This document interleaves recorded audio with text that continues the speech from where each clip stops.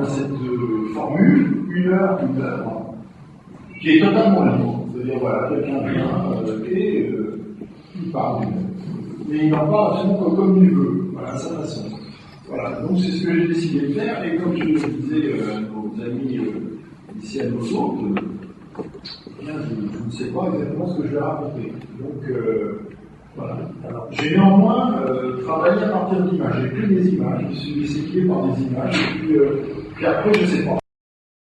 Une humanité absolument homogène d'un bout à l'autre du monde, par exemple, le Modulor d'un Corbusier, qui pose le principe que d'un bout à l'autre du monde, tous les gens font 1m72, quoi, voilà.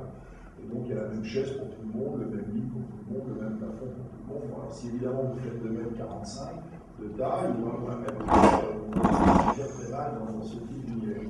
Alors la postmodernité, c'est la contestation de toutes les valeurs modernistes quand celles-ci s'appliquent à standardiser le monde et les gens qui l'habitent. Et en ce sens-là, cette culture qui au départ était une culture du mode de vie, du mode de vivre dans les lieux de vie, devient plus largement une culture intellectuelle. Vous vous rappelez qu'en 1978, rappelez-vous que Jean-François Lyotard, ce philosophe français, à la demande de l'université canadienne, produire un petit livre qui publiera une petite étude sur la nouvelle culture, et il appelle ce livre La condition postmoderne, donc qui sera publié aux éditions Livre, un succès phénoménal qui va l'amener à tourner. Raconte-t-il, j'ai passé 3 ans de ma vie entre les hôtels, les aéroports et les universités, voilà, à faire des conférences là-dessus. Et en fait, toute la pensée de Lyotard condense une nouvelle réalité mentale qui va mettre une dizaine, une quinzaine d'années à s'imposer, le temps que se purge en quelque sorte le modernisme. Bon, c'est la pensée postmoderne, une pensée de l'opinion, une pensée qui refuse la loi, qui refuse l'autorité, très individualiste aussi. On ouvre à l'individualisme de plus en plus, et ça nous amène à aujourd'hui. On parle aujourd'hui d'hypermodernité comme Maffesoli, ou de surmodernité comme des penseurs comme Marc Auger. Bon, en fait, c'est disons un régime de pensée en Occident qui est vu à la fois par la fascination moderniste qui continue, mais totalement tempérée par, on pourrait dire, une pensée de l'appropriation personnelle du monde. Voilà. Donc ça donne le monde dans lequel nous vivons. Alors moi, je suis trop jeune pour être un 68A et je suis trop vieux pour être un postmoderne, donc je fais partie de ces copus de l'histoire. Et sincèrement, c'est la raison pour laquelle je me suis beaucoup intéressé à cette période, qui est une période de bascule, à bien des égards qu'on n'avait pas vu venir, on n'avait pas vu venir ça du tout. On n'avait pas vu venir la montée des intégrismes religieux, par exemple. Voilà, c'est des données quand même extrêmement importantes. On n'avait même pas vu venir la chute de l'Union soviétique. Même les grands soviétologues comme Hélène Carrère-Mankos n'ont absolument rien compris à ce qui s'est passé. Moi-même, qui étais allé là-bas, voir beaucoup de monde communistes, j'imaginais pas que ce monde s'effondrerait comme un château de cartes et qu'il n'y aurait personne pour le ramasser. Bien évidemment, une grande méditation in vivo sur la chute des empires, voilà, sur un effondrement sans suite, sinon autre chose, un autre monde. Alors, est-ce que ça fonctionne? Ça marche. Voilà, donc on peut commencer. Bien, alors, justement, je me demande si le choix de cette image que je vous présente à partir de maintenant donc n'est pas lié à tout ça, c'est-à-dire en ce qui me concerne une sorte d'instabilité de la position personnelle, une définitive impossibilité de me fixer dans le temps, dans l'histoire, parce que, comme tous les gens qui sont nés avec la fin du modernisme, j'ai gardé une fascination pour la Révolution, pour le mouvement de l'histoire, pour l'idée qu'on a prise sur l'histoire, et comme tous les gens qui vivent dans un monde postmoderne, j'ai le sentiment qu'il y a une très très forte dose d'indéterminisme, on pourrait dire d'excitation souvent sans mobile, une donnée qui, au fond, substitue à la possibilité de courber l'histoire le sentiment qu'on est passé dans le champ de l'incontrôle, un contrôle plus ou moins généralisé.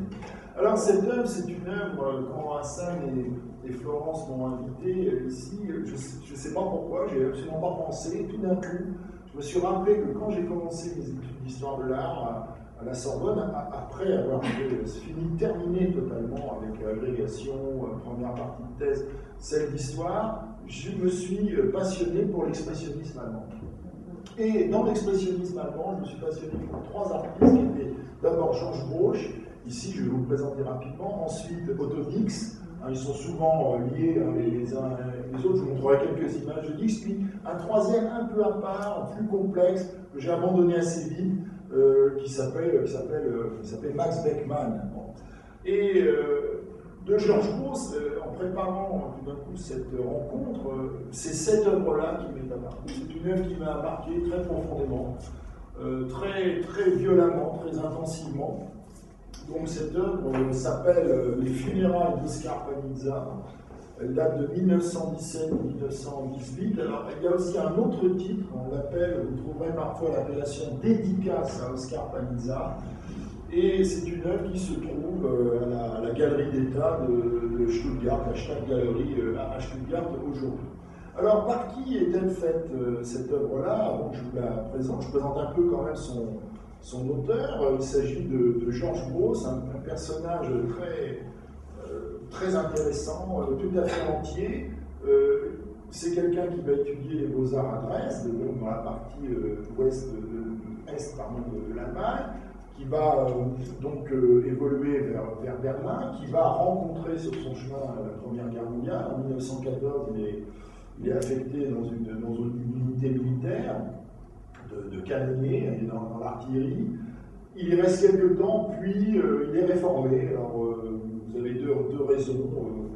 Soit il y aurait un problème de sinus, de respiration, soit un problème psychiatrique. Bon, il aurait été interné quelque temps dans un hôpital psychiatrique. Bon. Le fait est qu'il abandonne l'armée et donc il développe un travail pictural qui va l'amener à la fois rencontrer le mouvement Dada, dont il sera un des grands animateurs. On l'appelait le docteur Propagande Dada, voilà, parce qu'il a beaucoup fait avec Herzfeld II, avec donc Jean Herzfeld, et puis évidemment Marcel Blanco, toute la bande Tristan Tzara, Raoul Bosman, Welsenbeck à Berlin, donc pour mettre en avant ce mouvement qui est un mouvement de négation générale, mais aussi d'affirmation art égale vie. C'est le dadaïsme, c'est à la fois on détruit tout, mais on construit tout de la même façon. Et ce qui est très intéressant chez lui, c'est qu'il va matiner cette relation très très violente à cet art de la destruction régénérative. Il va le mêler avec des références au futurisme, donc à la peinture métaphysique italienne, comme on peut voir ici en arrière, là. Également au cubisme, tout le travail sur les obliques, les renversements de perspective. C'est quelqu'un qui a on pourrait dire, une pensée visuelle très accumulative, très agrégative. Il mélange les choses et il le fait avec un assez grand talent.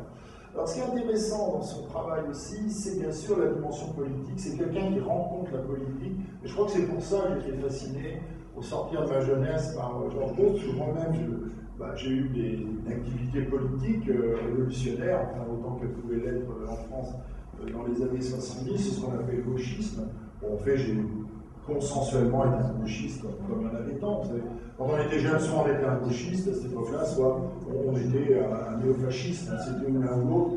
Bon, tout ça n'a rien de très original, je vous dis ceci. Mais je retrouvais dans Georges Grosz quelque chose qui me passionnait, notamment dans l'expression artistique, c'était sa position à lui, c'était le refus de l'art pour l'art, c'était la nécessité d'engagement et la recherche d'une sorte d'art pur qui ne pouvait se construire que dans un rapport étroit, tendu, dynamique et même violent avec la société dans laquelle on vit. Alors, un très grand nombre de ces œuvres sont traversées par les figures du pouvoir, la bourgeoisie, bien sûr, l'armée, le militarisme prussien, l'Église, comme vous le voyez ici, la bureaucratie sans tête, l'animal que l'homme considérait comme une sorte d'animal, tout ça sur la mort, des sortes de grandes, l'argent, le dollar, des grandes compositions allégoriques qui font qu'on n'est pas très surpris de le voir adhérer dans les années 1919 au communisme, le parti communiste d'Allemagne, de Liebknecht et Rosa Luxembourg. Donc il va être un des premiers adhérents. Il va rejoindre un groupe d'artistes qui s'appelle le November Group, le groupe Novembre, qui est un groupe d'artistes révolutionnaires de gauche.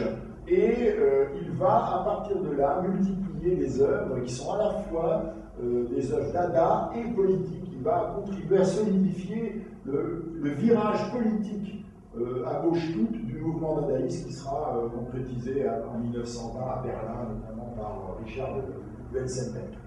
Voilà. Alors, cette œuvre, elle est avant un petit peu ça, elle est à la césure, elle date du moment de la création du dadaïsme. C'est très intéressant, c'est la même année, dadaïste, donc on est entre 15, 16, 17, bon, à Zurich, vous avez ces gens comme Marcel Yanko, Hans Hart, Tristan Tzara, Raoul Haussmann, Richard Welzenbeck, parfois Picabia, Francis qui fait un tour, Marcel Duchamp depuis Paris, ces gens qui s'installent en Suisse pour ne pas faire la guerre, sont des pacifistes en général. Beaucoup sont chrétiens d'ailleurs, il y a une dimension, on oublie souvent, une dimension religieuse dans leur position pacifiste.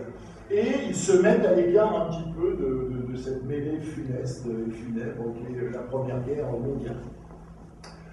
Alors, un mot de Oskar Panizza, puisqu'il s'agit des funérailles d'Oskar Panizza. Alors, il y a un anachronisme, puisque de toute façon, Panizza n'est pas mort, il n'est pas mort en 17, il est mort en 23. Donc, au moment où l'œuvre est peinte, il n'est pas mort. Alors, il s'agit aussi d'une dédicace. Alors, qui est Oskar Panizza? C'est un personnage très curieux.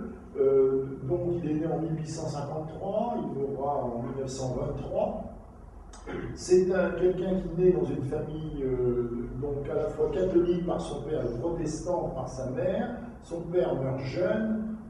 Son père demande à sa femme sur son lit de mort de convertir son fils au protestantisme, ce qui finira par être autorisé, parce qu'il fallait une autorisation impériale pour changer de religion dans l'Allemagne de cette époque-là. Et j'insiste sur ce point, parce que le facteur religieux va peser très lourdement sur la mentalité de Panizza. Il fait des études assez médiocres, néanmoins la partie finale très brillante, il devient médecin, spécialisé en psychiatrie avec laquelle il est assez habitué dans sa famille. Un très grand nombre de gens ont été affectés de troubles mentaux, et il va donc exercer plusieurs années avant d'abandonner la médecine, à l'âge de près d'une trentaine d'années, de devenir écrivain.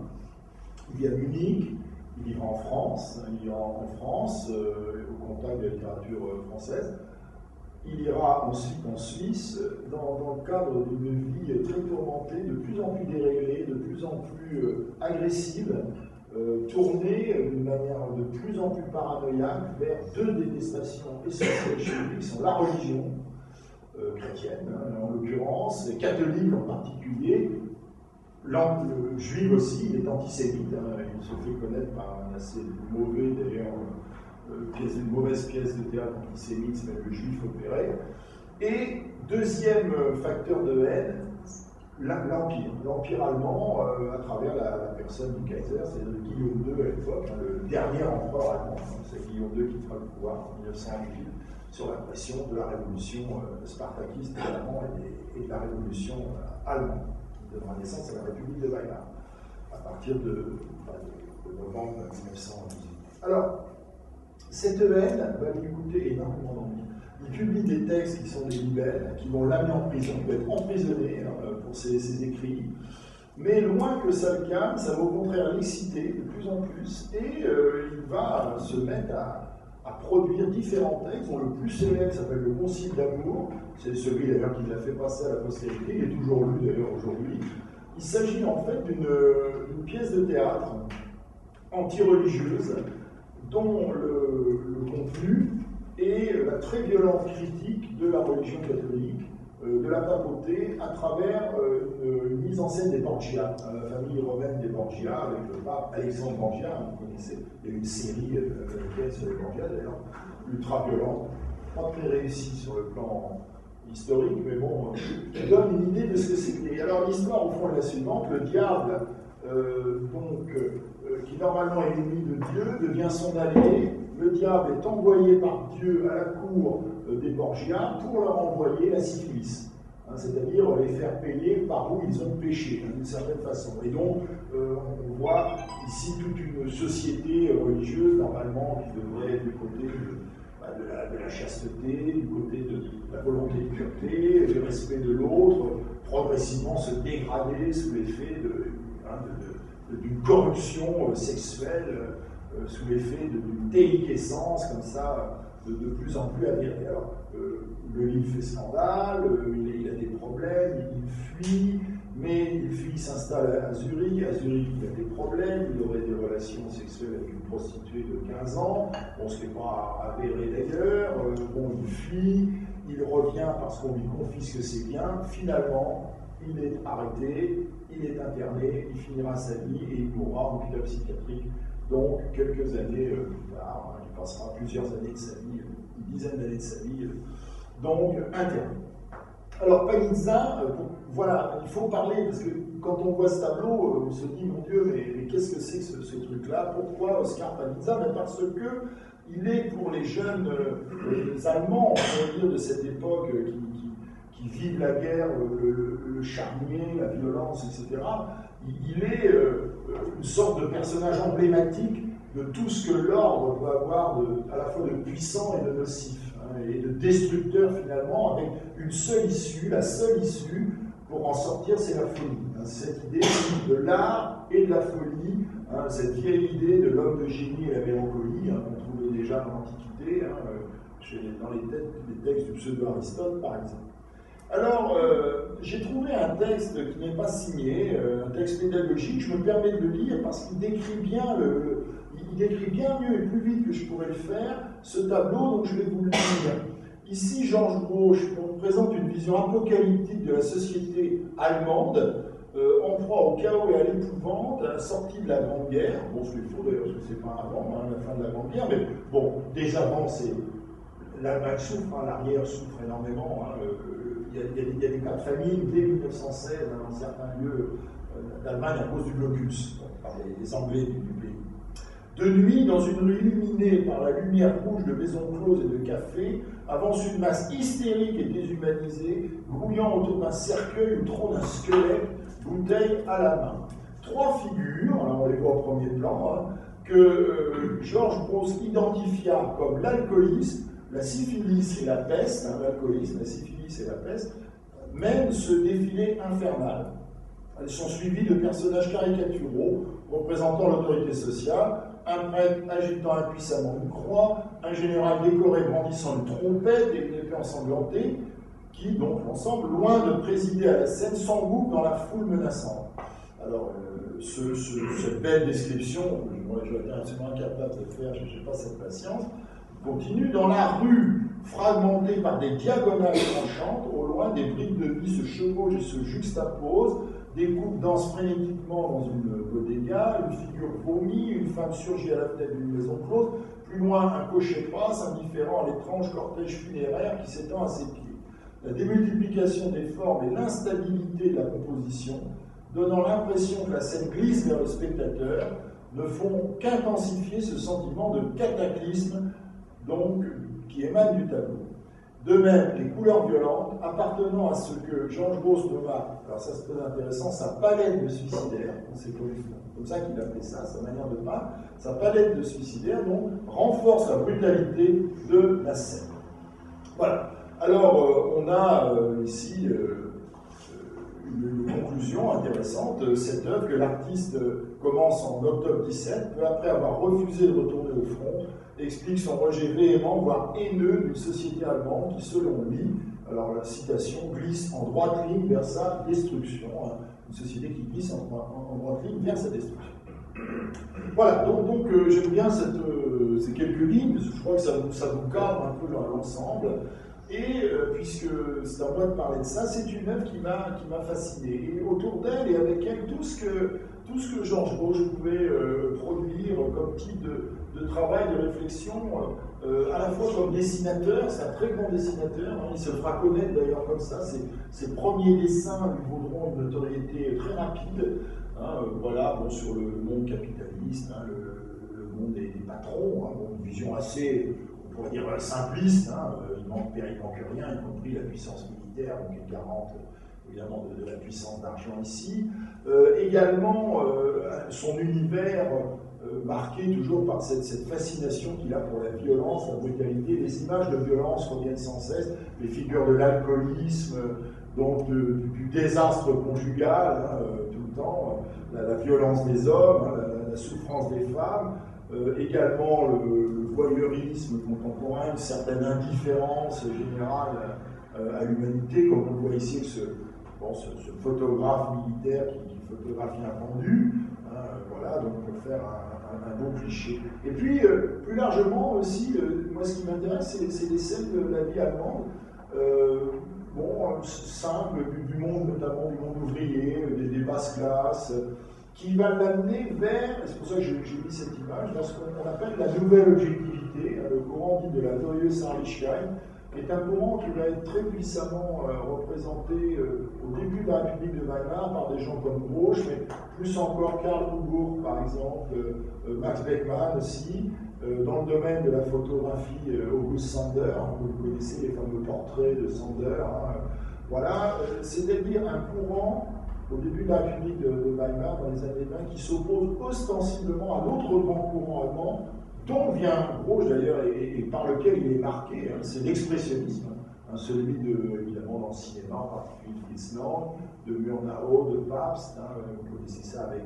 ces ombres développées, toutes ces formes très très excessives, qu'on trouve en France aussi, puisqu'on dit l'expressionnisme allemand, mais vous avez l'expressionnisme français au même moment, je pense à Marcel Verdier, des artistes comme ça. Donc voilà un petit peu le personnage. Alors si moi j'interroge maintenant, je reviens à cette œuvre, j'y reviens en me disant, voilà, qu'est-ce qui dans cette œuvre m'a fasciné, littéralement fasciné, parce que c'est une des œuvres qui m'a emmené vers le territoire de l'art, incontestablement. Je crois l'idée essentielle, c'est le chaos, c'est-à-dire le sentiment d'une perdition généralisée, plus peut-être que le discours ici très, très patent, très visible sur l'ordre, sur les figures de l'ordre. Moi, c'est plus la fascination pour le désordre qui m'intéresse, à un moment où là, du marxisme politique, qui m'a fait évoluer de certains partis institués à des groupuscules marxistes, radicaux, je glisse vers ce qu'on appelle l'anarchie politique, c'est-à-dire l'idée que le désordre est implicite, mais il est la somme de tous les ordres personnels et responsables. C'est comme ça en tout cas que la pensée politique de l'anarchie de Proudhon ou de Bakounine voit les choses. L'anarchie, c'est pas le désordre, c'est une sorte de désordre qui naît de la somme de l'ordre individuel responsable. Voilà, donc c'est quelque chose évidemment d'impossible à établir, ça reste une utopie. Alors je suis fasciné par ça. Également la diagonale m'a beaucoup marqué, cette diagonale m'a énormément marqué, c'est quelque chose que j'ai dans la tête. Je remarquerai qu'un peu plus tard, je m'intéresse au futurisme italien aussi, les diagonales du futurisme, elles sont très très puissantes. Les obliques qu'on trouve dans les œuvres de l'avant-garde russe, si vous pensez par exemple à la fameuse tribune donc de Helsinki, qui s'appelle la tribune prolétariat, donc je ne l'ai pas mise en image, mais c'est une tribune révolutionnaire sur laquelle il a dessiné comme un objet de design, et il y a Lénine qui parle, le tribun révolutionnaire des Russes, de la naissance du pouvoir bolchevique en Russie, future Russie soviétique, et on voit que rien n'est droit, tout est incliné, tout est absolument incliné dans tous les sens. La tribune est faite comme un pylône, en cornière d'acier. Ce pylône est incliné. La partie où parle le tribun, elle aussi. Il y a une espèce de pancarte au-dessus, un panneau sur lequel on peut mettre un slogan incliné aussi. L'idée de bascule est quelque chose qui m'intéresse, l'idée du déséquilibre. C'est-à-dire que, quoique de culture française, où finalement on nous enseigne d'une manière assez notoire les notions d'équilibre, les notions d'horizontalité, de verticalité, d'orthogonalité morale, mentale, intellectuelle, psychique, symbolique, très très fortement, et bien malgré ça, c'est vraiment cette succession d'obliques qui moi va m'intéresser, qui donne l'impression d'un monde libre, d'un monde qui ne peut pas structurer, qui bascule, vous voyez, comme ça, à mains égards, et qui ne peut pas trouver donc l'homogénéité structurale, en quelque sorte, dont le monde de l'architecture et de l'organisation des villes modernes, d'ailleurs, est tissé très profondément. Alors, Georges Grosz, un conte d'hiver. Vous voyez, je suis un peu fasciné par le conte d'hiver de la société allemande, mais aussi, surtout, de la société occidentale. Et je pense que j'opère ce qu'on peut appeler une projection psychique, donc de cette représentation chaotique du monde dont Georges Grosz nous parle, un monde tissé de pouvoir obsessionnel, obsédant, mais également tissé par l'intelligence humaine, le libre arbitre, la possibilité qu'on a tous de prendre position, comme le montre assez bien cette œuvre. On voit, bon, il y a le pouvoir, mais il y a aussi, on est là au milieu de quelque chose qui tourne autour. Et je pense qu'avant même que j'ai compris pourquoi, ce qui m'a fasciné dans ce conte d'hiver, qui n'est pas un tableau que j'aime d'ailleurs par ailleurs sur le plan stylistique, puisque je parle ici de moi, c'est cette position centrale, le fait que le corps est posé, et il est posé comme un territoire. Il est posé comme un territoire ici, mais une sorte de territoire inquiet, malgré tout, un territoire qui ne parvient pas à l'autonomie absolue, mais qui est condamné à une sorte d'hétéronomie. C'est-à-dire qu'il y a beaucoup d'autres choses autour de nous, le pouvoir religieux, la métaphysique, la nature, la vie, les autres autrui, l'argent, les animaux, etc. Tout ceci autour de nous. Donc, une sorte de préfiguration peut-être du corps contemporain, qui est un corps caractérisé par la très grande maturité intellectuelle qui l'habite, mais aussi la très forte conscience de déterminisme très puissant, de pouvoir très puissant qui conditionne nos vies, comme vous le savez, auquel on peut peut-être essayer d'échapper. En tout cas, la possibilité en démocratie nous est donnée, à nous de la saisir ou pas. Donc vous voyez ces images, Métropolis, la grande ville aussi de Georges Grosz, voilà quelque chose qui me marque beaucoup, ces corps qui sont à la fois alertes, présents, narquois, pas nets, ces corps féminins aussi, très portés à la séduction, à une sorte de fabrication de pouvoir, en utilisant la rhétorique des arguments féminins, ici un peu simplificatrice pour l'érotisation notamment du corps. Voilà, la violence aussi, une œuvre assez faible, mais élémentaire, de Grosz aussi, sur quelqu'un qui est attaqué dans la rue, voilà, c'est plus intéressant. Elle préfigure déjà ce que va être l'expressionniste de Francis Bacon, par exemple. Francis Bacon est quelqu'un qui a vu cette œuvre, j'ai envie de dire même sans le savoir, dans son inconscient optique, cette œuvre est présente, puisque, il y a un travail de lui de peinture, on voit deux hommes en train de lutter sur un lit, et si on regarde, il y en a un dont la figure est quasiment la réplique exacte de ces figures-là, qui sont finalement à la fois humaines et déjà saisies par la mort, comme on peut le voir ici.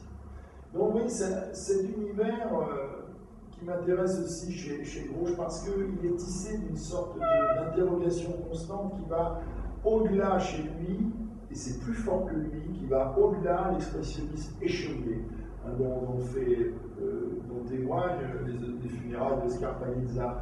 Ce qui est important aussi, ce qui m'a... Excusez-moi, que fait cette image ici? Non, ça c'est... Mon Dieu, que se passe-t-il? Mon Dieu, quelle horreur! Ce qui est intéressant chez lui, c'est qu'il a aussi cette fascination pour une certaine idée mécanique de l'humain. Vous savez que beaucoup d'artistes modernes, dans les années 0, 10, 20, se sont fascinés pour les automates.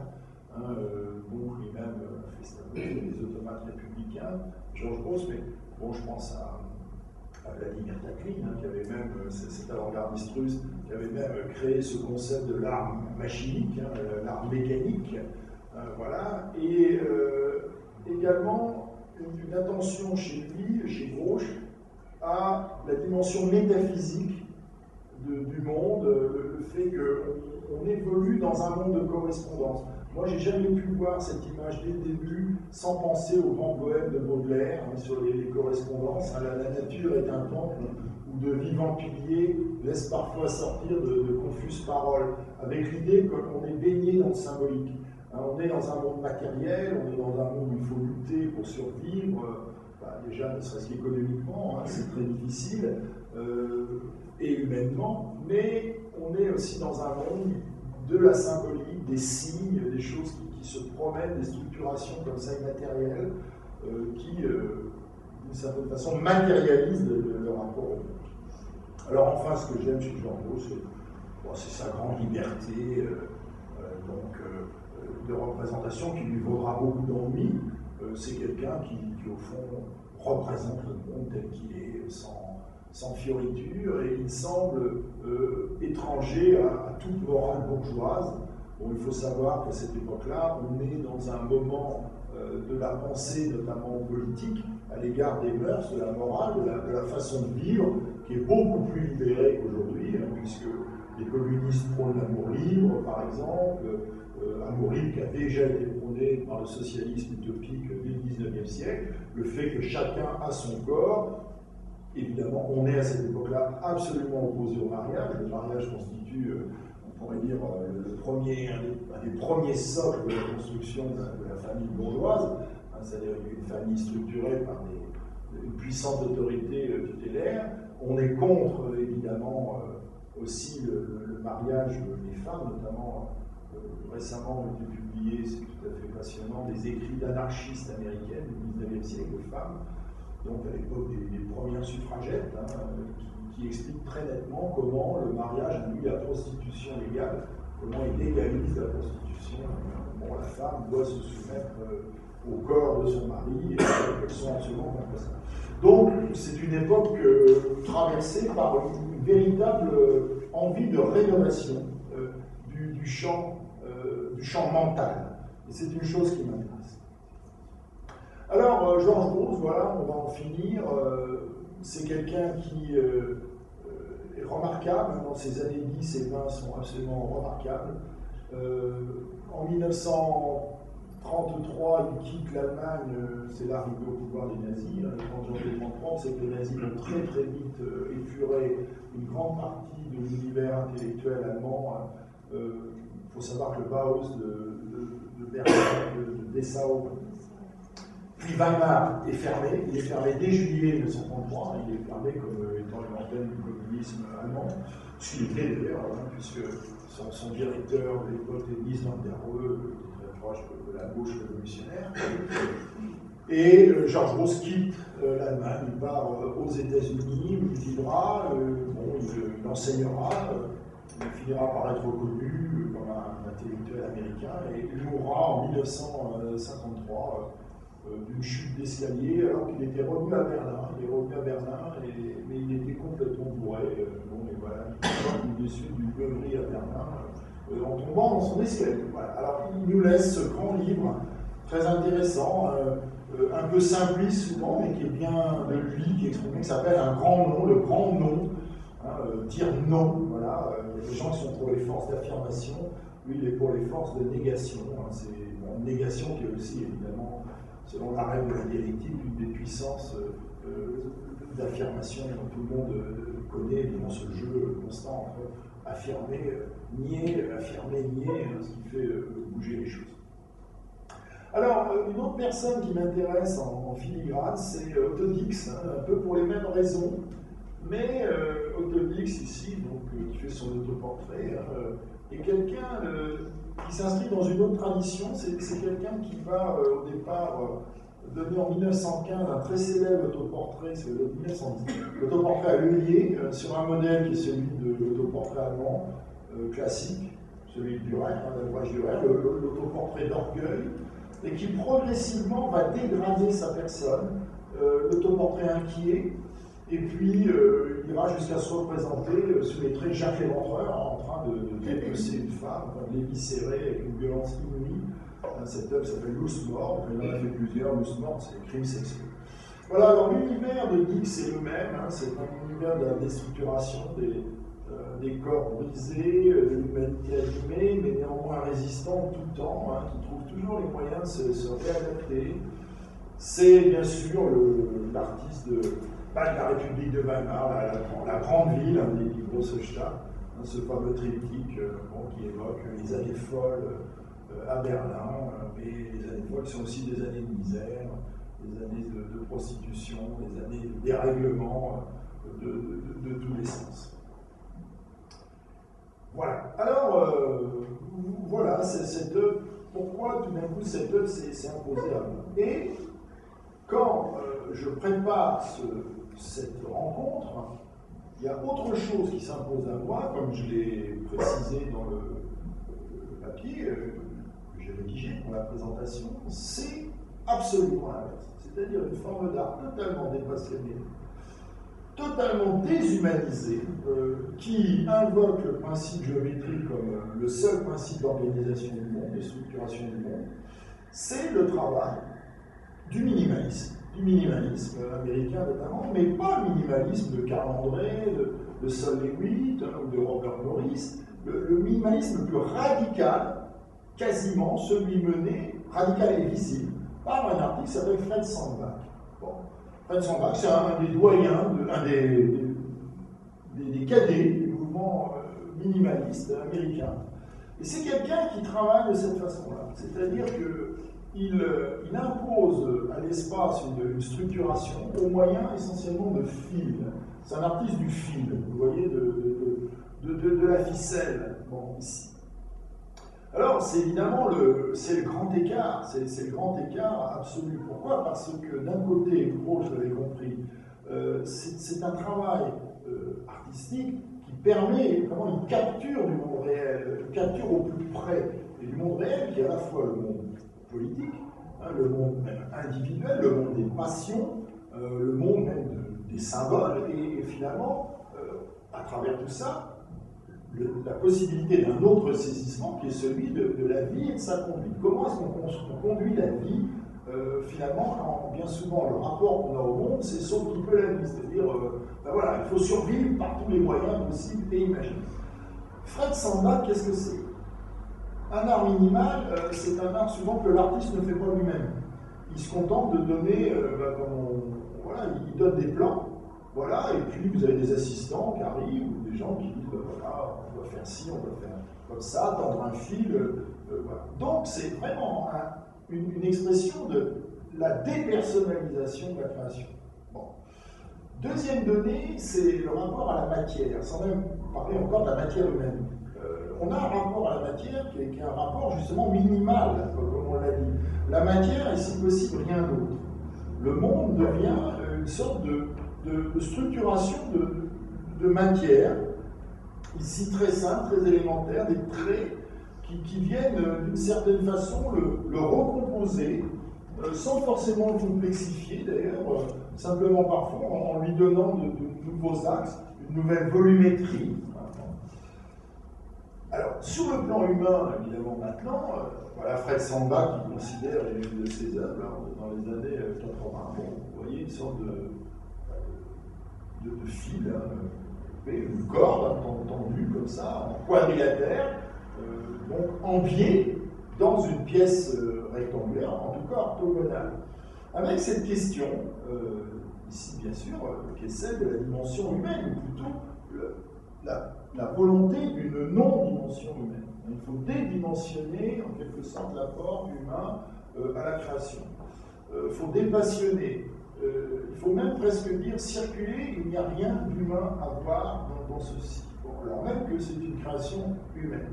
Et au fond, il reste de cet ensemble, il reste quelque chose qui est évidemment flagrant, c'est le fait que l'artiste, d'une certaine manière, n'a sans doute plus rien à dire du monde, sauf peut-être à le regéométriser comme une sorte d'architecte ou comme une sorte de dieu tardif qui recourt à cette forme d'art parce qu'il ne peut, au fond, avoir aucune prise sur le monde à travers sa pratique artistique.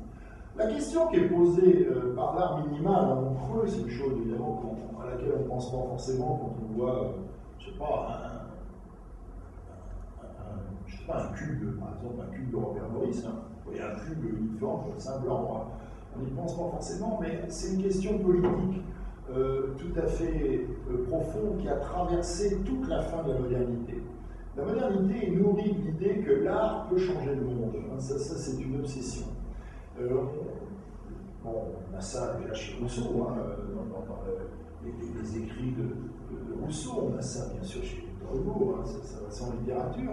On a ça dans l'art, en particulier à partir du XIXe siècle, avec Courbet, Gustave Courbet, le manifeste du réalisme, l'idée que l'artiste ne doit parler que de son époque, il doit représenter son époque, il doit même s'engager dans son époque, c'est ce que fera Courbet, c'est que Courbet aura en charge la gestion des cultes et des beaux-arts pendant la Commune de Paris, il y a quelque temps que la Commune de Paris durera en 1871. Il fera à ce titre détruire la colonne Vendôme comme symbole à Paris du pouvoir impérial, donc symbole du pouvoir napoléonien, et vous savez qu'il sera exilé pour ça, il devra jusqu'à la fin de sa vie payer pour la reconstruction de la colonne Vendôme que vous connaissez bien à Paris aujourd'hui.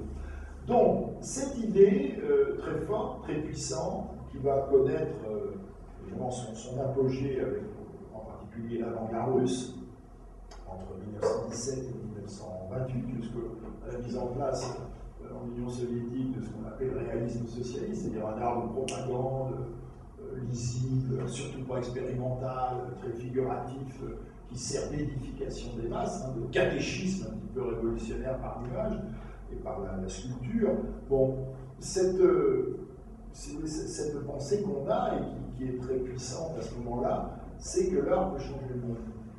Et c'est encore ce qu'on trouve chez quelqu'un comme Brecht, Georg Brecht, qui est très évidemment Bertolt, pardon, je dis Georg, c'est l'artiste Fluxus.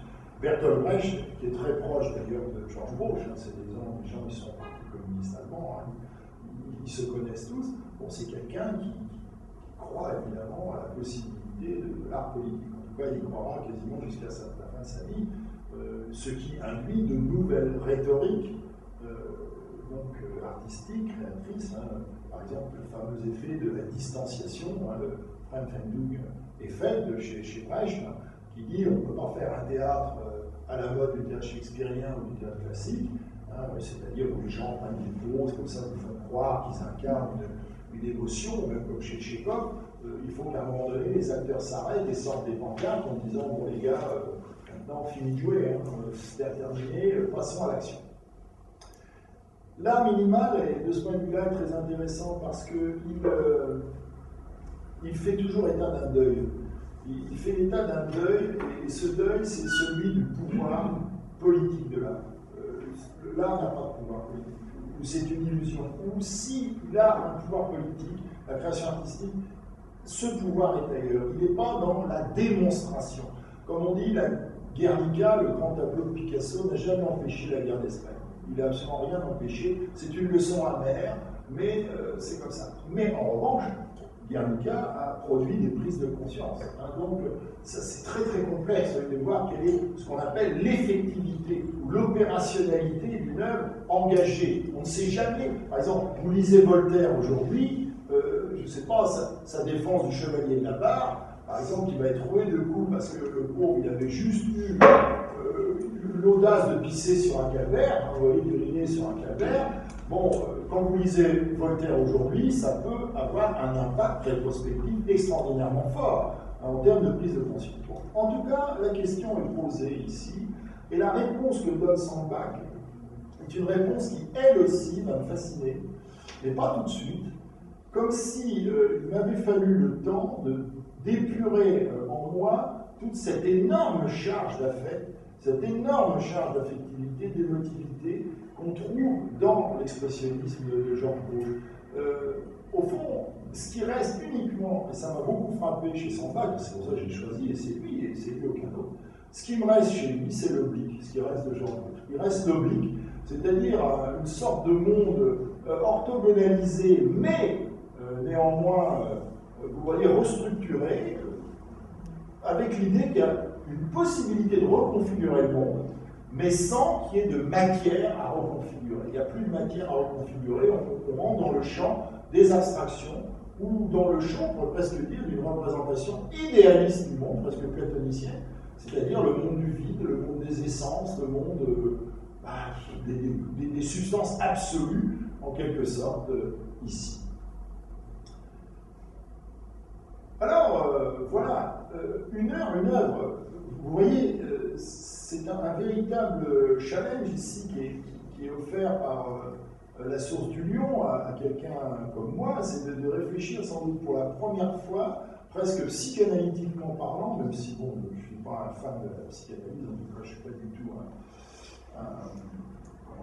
un fidéliste, un fanatique.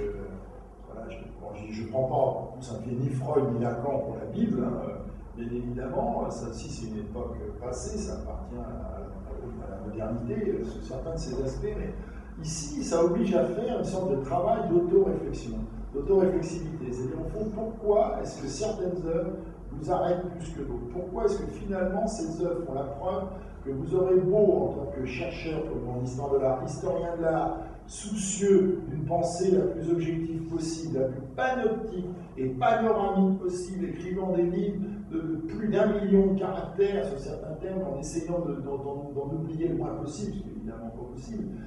Comment objectiver sa subjectivité ne fera jamais que montrer que la subjectivité est éclatante. Si vous voulez, voilà, c'est cette donnée à la fois effarante et pourtant évidente. Et c'est ça qu'il faut penser quand, si vous voulez, tout d'un coup, je mets, non pas en opposition, même pas en tension, mais simplement en état de complémentarité, cette œuvre et celle-ci, hein, comme au fond, les œuvres vues, pensées, absorbées, intuitivées, peut-être cérébralement, par la même personne, même si l'attention portée à celle-ci correspond à l'âge, je ne sais pas, de la vingtaine d'années, et l'attention portée à celle-ci à l'âge mûr, autour de 40 ans, hein, si vous voulez. Alors, en préparant cette rencontre, et je vais finir par là, il y a tout d'un coup une œuvre qui me saute au visage, si je puis dire, pour des raisons que je n'ai pas encore comprises, mais je vais peut-être les comprendre. C'est l'œuvre d'un artiste français, aussi un autoportrait, qui s'appelle Philippe Cogniet, que j'ai rencontré. C'est peut-être parce que je l'ai croisé l'autre jour, fortuitement, j'allais aux Beaux-Arts j'analysais des travaux d'étudiants, et comme il enseigne aux Beaux-Arts de Paris, je me suis croisé. Je me souviens, j'ai écrit à plusieurs reprises sur lui, dans un de ses catalogues. D'ailleurs, un texte assez violent, un peu contre ce qu'il faisait, et il a accepté qu'il soit publié en catalogue. Ce qui, pour moi, aussi, est un fait d'un artiste, puisque c'est un artiste qui accepte la critique frontale et qui accepte de l'exposer. Donc, pour moi, c'est quelqu'un de très intéressant de ce point de vue-là. Et je pense à lui, je ne sais pas pourquoi. Alors, je vais vous montrer quelques images. Ça s'appelle Casablanca, d'ailleurs. Vous voyez, c'est un hommage à Casablanca. Alors, je ne sais pas où Philippe Cogniet a pris cette photographie, puisqu'il commence toujours ses travaux par des photographies, donc de voyages, de lieux, ou de lui-même, hein, comme ceci, et il peint ensuite ces photographies. Il les peint sur des formats divers, parfois de très grands formats. Pourquoi est-ce que Philippe Cogniet m'intéresse pas? Philippe Cogniet, tel que cet artiste s'est fait connaître en 1981 dans une exposition qui a eu un grand impact à l'époque, qui avait été créée montée par un critique d'art qui s'appelait Bernard Lamarche-Vadel. En 81, au moment où ce critique d'art va quitter un des lieux où il habite, un loft, il dit tiens, je vais demander à quelques artistes que je connais, que j'aime bien, les jeunes un peu turbulents, de faire une exposition dans mon loft. Et il appelle cette exposition Finir en beauté. Et là, on trouve des gens comme les frères Di Rosa, on trouve François Boiron, on trouve Philippe Cogniet, des artistes qui vont représenter ce mouvement vraiment très très dynamique, jeune, rénovateur, qu'on va appeler la figuration libre, hein, évidemment que vous connaissez, qui est un des grands mouvements de renouveau de la peinture dans le monde occidental, en France en l'occurrence. Alors c'est pas le Cogniet de cette époque qui m'intéresse, j'ai presque envie de dire c'est un autre Cogniet que vous voyez ici en action, qui a vieilli, et qui lui aussi, à partir de sa quarantaine, va avoir un tout autre rapport à la peinture. Jusqu'à présent, c'est quelqu'un qui faisait des sortes de figures géométriques, des cônes, des choses, mais très sautillantes, vous voyez, qui se perdent dans l'espace. Et là, il commence à travailler de cette façon-là. Il photographie, il peint ses photographies, il colle sur ses photographies un film de rhodoïde, vous voyez, cette espèce de plastique qui résiste à la chaleur. Il prend un fer à repasser et il fait fondre la peinture dans le rhodoïde. Et après, il arrache. Vous avez ce geste d'arrachement, comme ça qu'il fait. Et c'est ce geste d'arrachement qui donne cette très très curieuse, si vous voulez, apparence aux images. Bon, au départ, c'est peint avec une grande précision. Par exemple, ici, des rayons des consoles de supermarché. Et puis, ça devient quelque chose de brouillon, comme une image qui s'est perdue. C'est comme ici, cette œuvre qui s'appelle Hong Kong. Voilà. Alors, j'ai fini, vous voyez, il n'y a plus d'image derrière, c'est la dernière. Et je me demande, pourquoi est-ce qu'au fond, une œuvre, je peux comprendre le choix des funérailles de Scarpanizza de Georges Grosz. Je comprends un peu moins, mais je comprends quand même le lien avec Fred Sandbach, c'est-à-dire comment on vide, on enlève la chair du monde réel, concret, du champ de l'art, pour ne plus garder en quelque sorte ce champ d'idéalité qui structure l'art comme on pourrait dire une forme de géométrisation du monde. Et ça je peux comprendre, mais Cogniet, j'ai du mal à comprendre, sinon par quelque chose qui au fond, exemplifie le rapport qu'il y a entre ces deux types de travaux, Grosz et Sandbach, que personne, a priori, selon les règles de la logique et de l'histoire de l'art, ne rassemblerait. A priori, il n'y a aucune logique. Mais la logique, elle est en nous, elle est en chacun de nous, parce qu'elle est liée à notre histoire, elle est liée à la construction de nous-mêmes. C'est la logique de la métamorphose. Que ce soit Sandbach, que ce soit Grosz, ce sont des gens, et ça m'a frappé, ce sont des gens pour qui le monde est donné. Il est donné.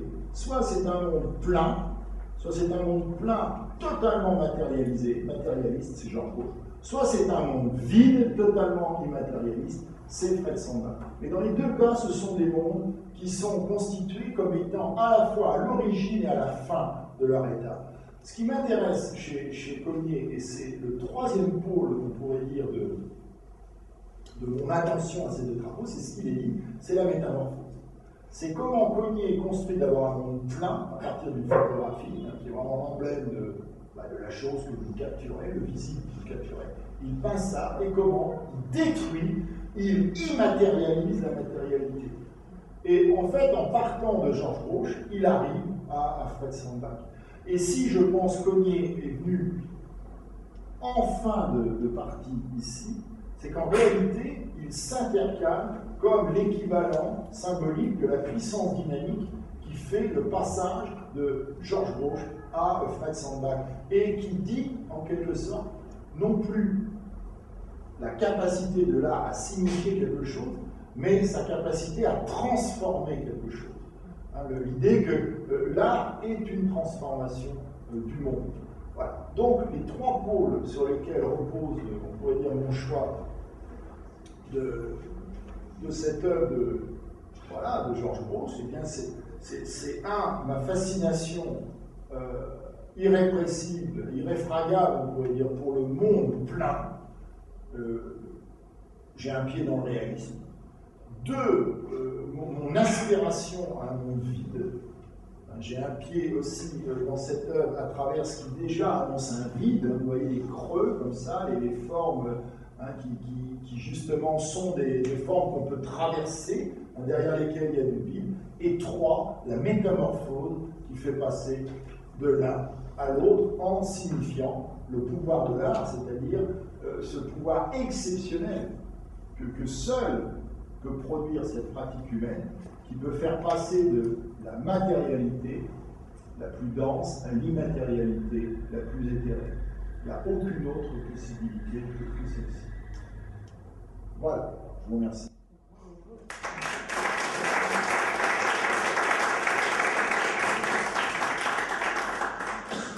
Merci. Je ne sais pas combien de temps ça a duré. Mais pourquoi vous critiquez Cogniet ?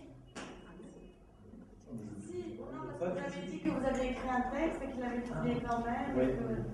Ah oui, non, c'était sur le côté, je me souviens dans ce texte, c'était plus la systématisation. Son processus. Oui, c'est-à-dire qu'en fait, il l'avait systématisé et c'était un moment, on en est hors micro, hein, mais j'aime beaucoup, hein, on sait bien, hein, avec Philippe, on se voit pas souvent, mais c'est au moment où il est rentré à la galerie d'Enflon. Bon, les gens sont artistes par le coup, je pense que vous comprenez que quand vous êtes dans une galerie à Nantes, qui vivote, vous êtes prof à Angers, votre carrière commence à démarrer, c'est-à-dire dans des lieux d'un passé, on ne peut pas dire très important de géographie de l'art française, et que tout d'un coup, on fait appel à vous, la galerie Tampon à Paris. Qu'est-ce que ça veut dire? Ça veut dire que vous allez exposer en France, vous allez exposer aux États-Unis, vous allez exposer dans toutes les foires du monde entier.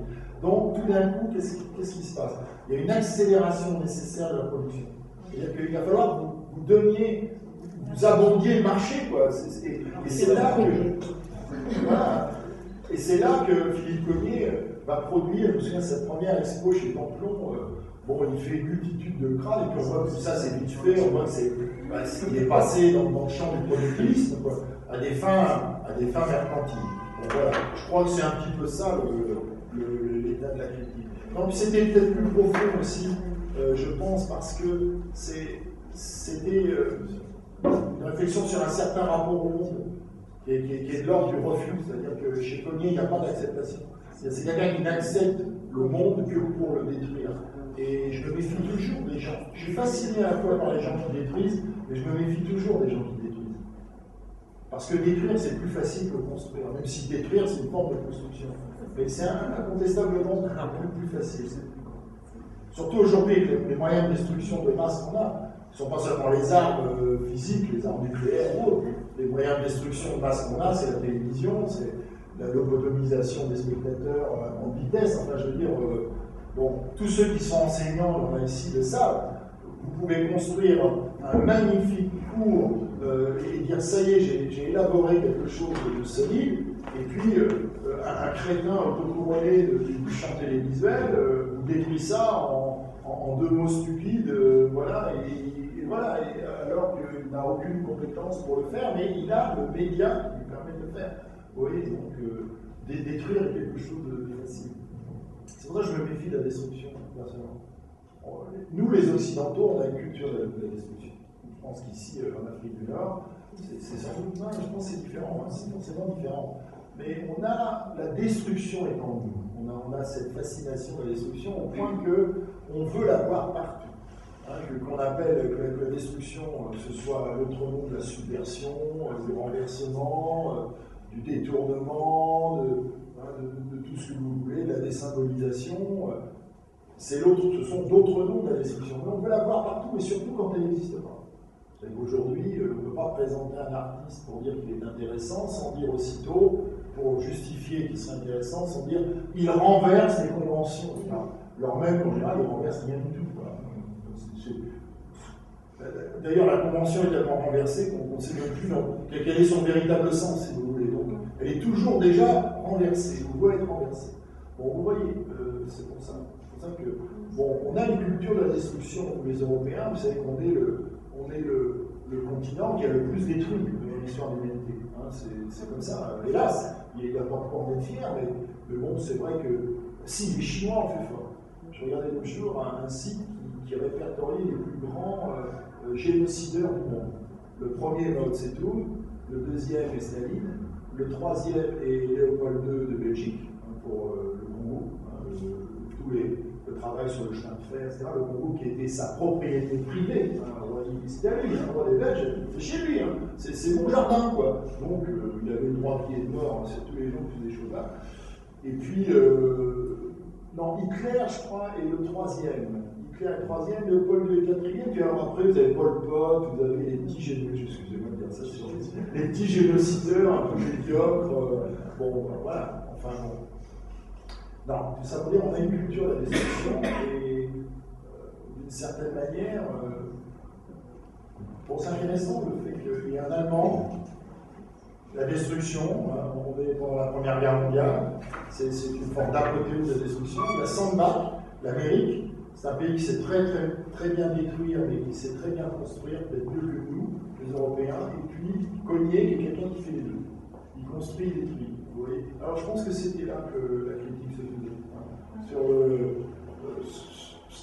le fait de dire, mon Dieu, je veux pas du monde, j'en veux pas. Je veux pas du monde détruit. Je préfère créer un monde qui est mon monde, mais qui n'est pas le monde. Voilà. Quoi qu'il en est.